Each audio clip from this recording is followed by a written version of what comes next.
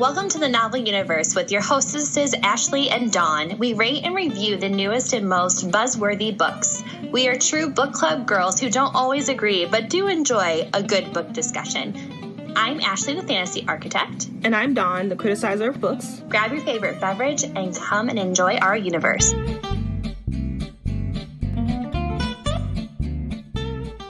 Hello, everyone, and welcome back to the Novel Universe with your hostesses, Ashley and Dawn. Today we have our notorious top of the pod and bottom of the pod of 2023. So as you guys know, Dawn and I love to rate and review books. And when we get onto our podcast, we don't really talk about what we're going to read or what we've read to each other. So everything that we say is all new and exciting for you guys. We did not read a lot of books this year due to just our schedules and stuff like that. So we actually have a top 3 this year instead of our top 5. And our third runner-up for the best book of the year is Divine Rivals by Rebecca Ross. I believe I gave this book a 4. I don't did you also give this book a 4? I don't remember. I think I gave it a 4. I think yes, so. I think I gave it a 4. So, did I give it a 4.25? I don't know. I don't know. I think you might have. You might have given it a little higher than me. Okay. But I don't remember. And so this book, the uniqueness about it is that we're meeting with 2 different protagonists. They're young journalists. They fall in love through a magical connection, right?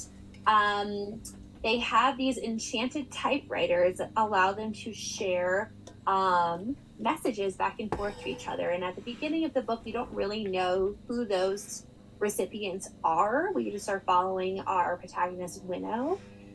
She comes from a background where her mom is an alcoholic. Her brother has been enlisted in war. And there are different gods at play and all this other fun stuff with this book. And I think the most intriguing thing about this book for me is that the writing is so eloquently written. There are basically like love letters, right, back and forth to each other that they are writing.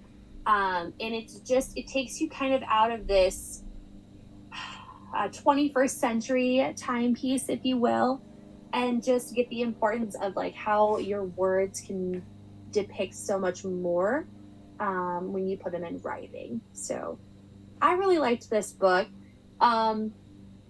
We both, I think are you also wanting to read this book, like book 2, to see how it ends? Yeah, I feel like in our podcast we kind of did a lot of theorizing, and especially the ending, and I want to know what happens. Like I think it's a duology, which is great.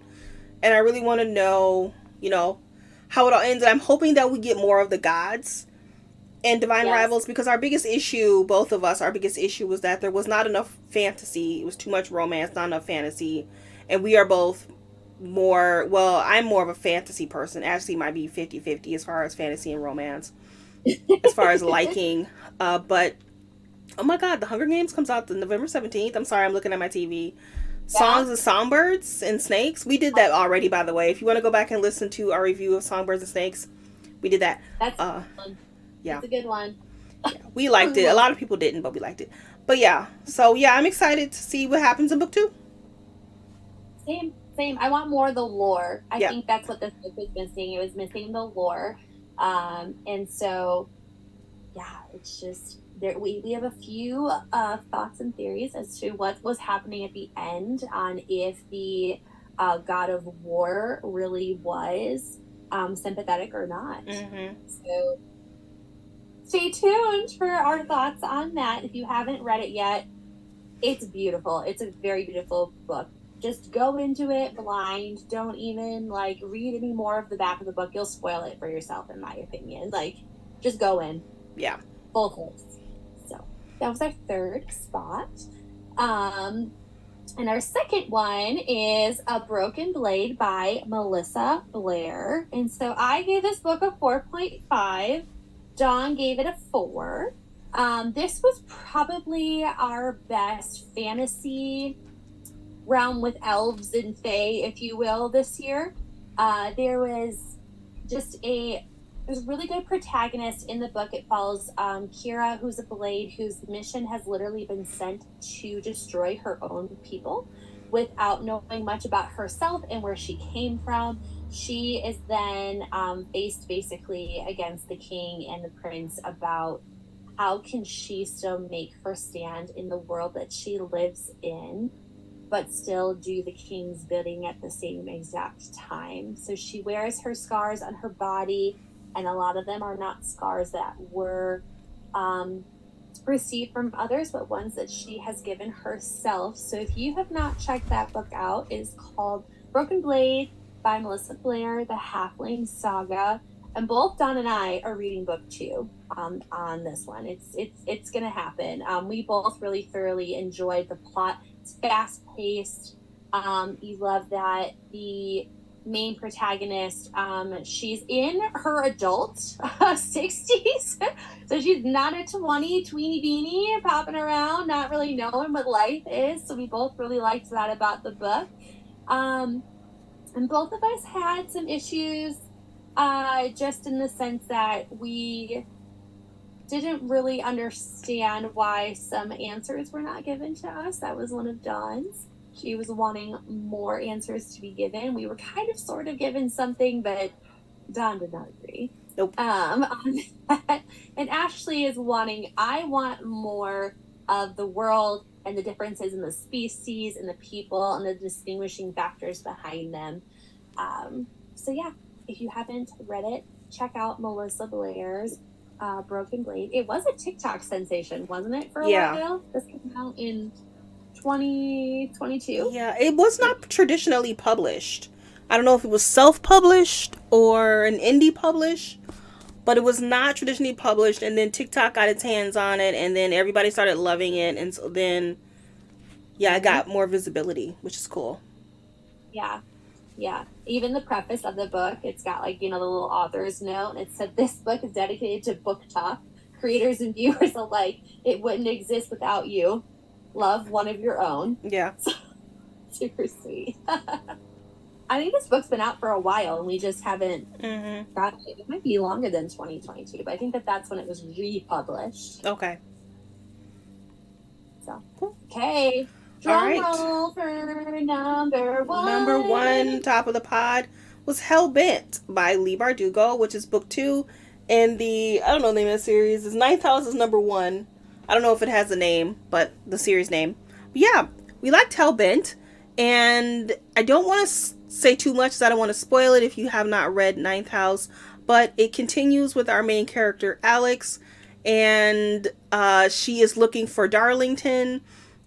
Her and God, I forgot. I forgot her name. Dang it. Dawes. Her and Dawes go to look for Darlington, and she is joined by Turner, which is the cop. And there are some new monsters in this one. They are vampires, and Leigh Bardugo has kind of created her own vampire lore here, which I thought was really cool, really interesting. I liked it a lot. But we got more information between the relationship between Alex and Darlington, which is but Bardugo is the queen of a slow burn. And I don't know if she's gonna put these two together. I'm kind of hoping that she does, just because she's so good at it. But yeah, it was a little sexy. It's very sexy. And yeah, just like true Bardugo fashion, beautifully written, metaphorical, all kinds of symbols. She's got the whole college to go with. Yale, is it Yale or Harvard? Harvard University, and all the buildings, and especially I think they used the library this time. And like a courtyard or something like that. But yeah, just stellar writing, stellar Bardugo writing. Oh yeah, and we started the year off with this book, and it was still our top of the pod. Yeah. I think I gave this book a 4.755. For me, there was still like an element that I was missing. I couldn't quite give it a 5. I think this was a 4 I think it was a 4.5 for me. Yeah. Okay. Yeah. So this book again, we just Ortega pulls at our heartstrings all the time, but she does it so well. Yeah. And you're there because she also just inputs all of this lore and like history with Yale, and like all these places are real that she's talking about. So it's like you just feel like you're there in the university. I don't know. She does really, really well with it. So that was our top of the pod, 110%. And our bottom of the pod, the book that we did not enjoy at all is The Only One Left. Riley The Only One Sager. Left by Riley Sager. Yeah. Sager. This is supposed to be a thriller.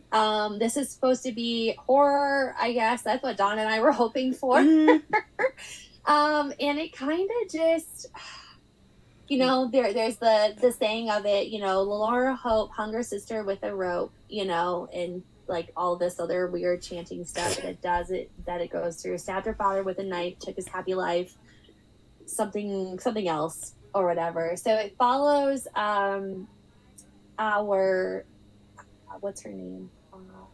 Kit? Kit? Is her name Kit? It's Kit. Yeah, Kit.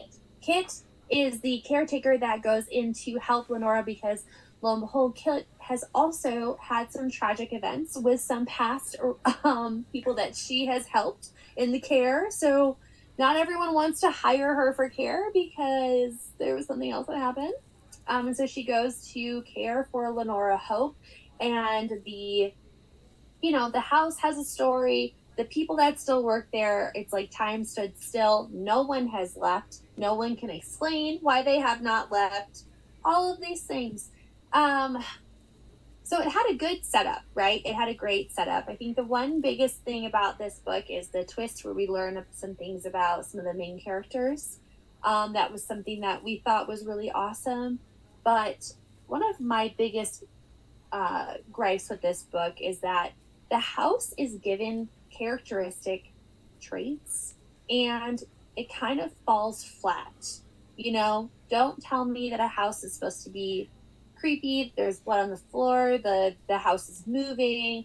All of this stuff. Like, what is the point of that if it's not going to go anywhere with it? And I think too, we just really wanted more out of the.